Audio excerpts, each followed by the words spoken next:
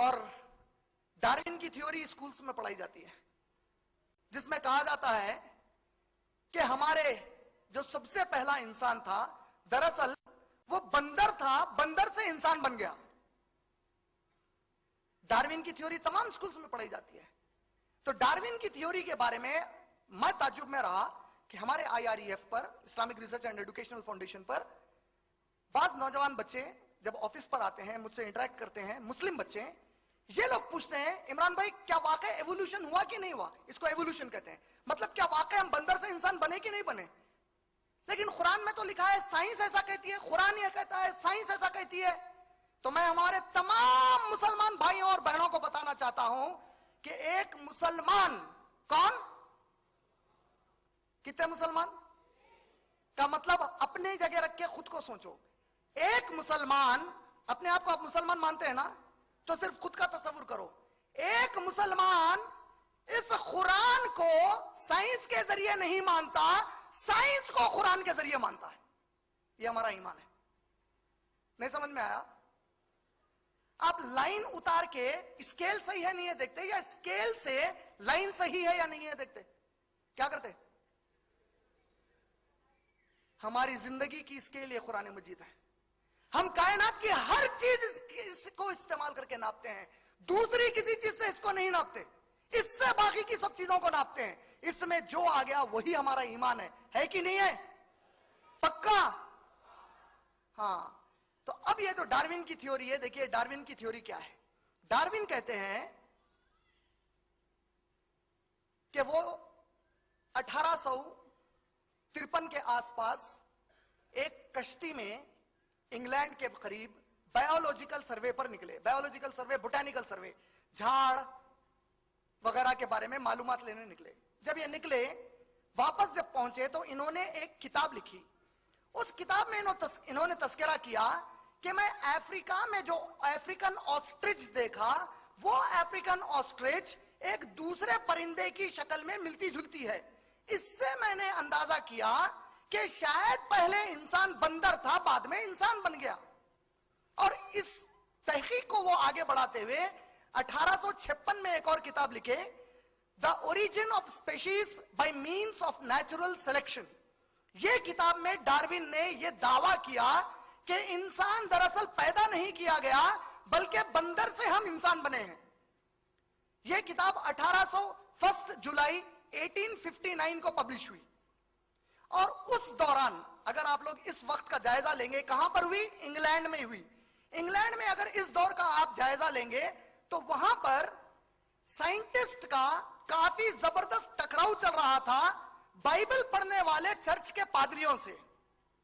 جو عیسائی بائبل پڑھتے ہیں، بائبل کے مطابق بھی ان کی جو پہلی کتاب ہے book of Genesis, chapter number 1 سے لے کر اگر آپ چیپٹر نمبر 3 تک پڑھیں گے تو اس کے اندر کہا گیا ہے کہ خدا نے آدم علیہ السلام کو پیدا کیا. جس طرح ہم سب مسلمان مانتے ہیں، ہم سب مانتے ہیں نا کہ اللہ نے کس کو پیدا کیا سب سے پہلی؟ تو عیسائی اور یہودی بھی مانتے ہیں کہ سب سے پہلا انسان جو اللہ نے پیدا کیا وہ کون ہے؟ آدم علیہ السلام ہے. اس زمانے میں لیکن بائبل کے ماننے والے سائنسدانوں کو آگے بڑھنے نہیں دے رہے تھے. تو سائنسدانوں نے ارادہ کیا کہ کوئی ایسا شوشہ چھوڑا جائے، کوئی ایسا نکتہ لایا جائے پبلک کے دماغ میں جس سے یہ ثابت کیا جائے کہ یہ بائبل کی تعلیم غلط ہے. تو انہوں نے ڈارون کی تعلیم کو کافی ہوا دی اور کہا کہ ہاں ہم انسان اصل میں پیدا نہیں کیے گئے، ہم بندر سے انسان بن گئے. لیکن آپ تعجب کریں گے کہ خود ڈارون نے 1861 میں اپنے ایک دوست تھامس کو ایک خط لکھا. اس خط میں خود ڈارون یہ کہتے ہیں اپنے دوست کو کہ تھامس، میں جو یہ تحقیق کر رہا ہوں کہ ہم بندر سے انسان بنے ہیں، اس تحقیق کے لیے میرے پاس کوئی بھی ثبوت موجود نہیں ہے. I don't have an evidence for it. میں نے جو چیزیں دیکھی، جو مشاہدے کیے، ان کی بنیاد پر میں سمجھتا ہوں کہ شاید ایسا ہوا ہے. مطلب اس نے یقین سے نہیں کہا. کتاب لکھنے والے ڈارون نے کبھی یقین سے نہیں کہا کہ ایسا ہوا. پھر جو لوگ ایوولوشن سے تھوڑا بہت واقف ہیں ان کے علم میں لانے کے لیے بتا رہا ہوں. ایوولوشن کا مطلب ہے آپ کوئی دوسری مخلوق سے ایک الگ قسم کی مخلوق بن جانا. एवोल्यूशन के लिए साइंस के मुताबिक म्यूटेशन नामी एक चीज होना है। म्यूटेशन का मतलब है कोई शय टुकड़े टुकड़े हो जाना। तो साइंसी एतबार से डार्विन की थ्योरी कभी सच्ची हो ही नहीं सकती, क्योंकि डार्विन के मुताबिक एवोल्यूशन में क्या हुआ कि बंदर से हम इंसान बने। साइंस कहती है कि एवोल्यूशन बगैर म्यूटेशन के नहीं होता, और म्यूटेशन का मतलब है कोई चीज बिखर जाना, टूटकर जुड़ जाना नहीं होता। फिर साइंसदानों ने तहकीक की। क्या तहकीक की? ये जानने की तहकीक की कि कायनात का एक सेल वाला एक छोटा सा एमीबा नामिक मखलूक अगर ये कोई कीड़ा बनना चाहे तो ये हो सकता है या नहीं हो सकता है? तो साइंस ने कहा अगर एक छोटे एमीबा को छोटा वर्म बनना है, छोटा कीड़ा बनना है, तो उसको 39 into 10 raise to the power of 20 genetic cycle से गुजरना पड़ेगा। ये थोड़ी सी टफ लैंग्वेज है, उसको आसान कर देता हूं। हमारे जो जीन्स है, हमारे अंदर अल्लाह ने जो जिन्स रखा है, उसके अतराफ आप लोग जो भी मालूमात रखते हैं ये जरूर जानते होंगे कि एटम के अतराफ इलेक्ट्रॉन्स चक्कर मारते हैं, और हमारा जो डीएनए है, डीएनए में भी एटम वगैरह मौजूद हैं। साइंस के मुताबिक अगर एमीबा से वर्म बनना है तो ये जो अंदर हमारे जर्रा है, ये जर्रे को 39 into 10 raise to the power of 20, raise to the power of 20 का मतलब समझे, 10 लिखकर 20 जीरोस, इतना तेज एक सेकंड में चक्कर लगाना पड़ेगा। और साइंस के मुताबिक अगर कोई भी चीज इतनी तेजी से चक्कर लगाएगी तो वो जलकर राख हो जाएगी, वो लगा ही नहीं सकती, हो ही नहीं सकता।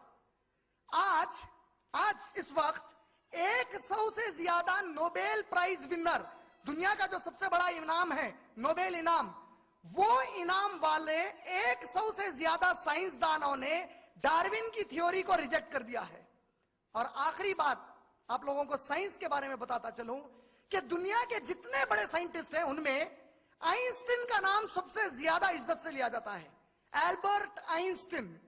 एल्बर्ट आइंस्टीन दुनिया का सबसे अक्लमंद साइंसदान माना जाता है। और आप लोग ताज्जुब करेंगे कि एल्बर्ट आइंस्टीन खुदा पर यकीन रखता था।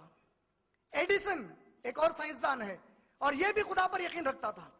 लेमार्क ये एक साइंसदान है और यह भी खुदा पर यकीन रखता था। इसी तरह कोपरनिकस ये एक बहुत बड़ा साइंसदान है, यह भी खुदा पर यकीन रखता था। गोया साइंस की फील्ड के जो सबसे बड़े बड़े पहाड़ हैं, जो बड़े बड़े नाम हैं, ये सब के सब खुदा के वजूद पर यकीन और ईमान रखते थे। ये और बात है कि वो लोग अल्लाह को नहीं पहचान सके, लेकिन खुदा को बड़े बड़े साइंसदानों ने कभी भी रद्द नहीं किया। इस एतबार से जो लोग खुदा को नहीं मानते और साइंस को बहाना बनाते हैं, उन्हें जान लेना चाहिए कि साइंस के मुताबिक खुदा का तसव्वुर लाजिम है, क्योंकि बड़े बड़े साइंसदानों ने इसको माना है। और साइंस कभी भी खुदा को रिजेक्ट नहीं करती, खुदा को रद्द नहीं करती।